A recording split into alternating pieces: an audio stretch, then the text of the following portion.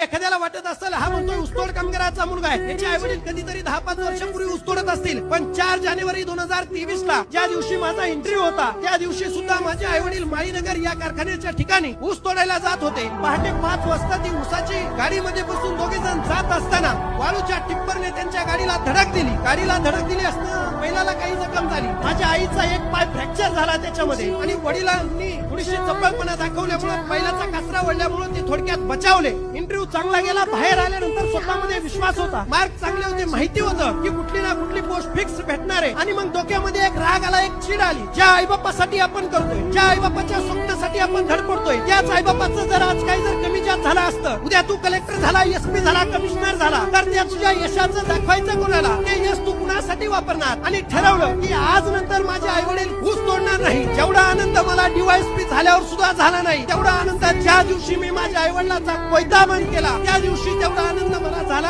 हे मी अभिमानानं तुम्हाला सांगतो.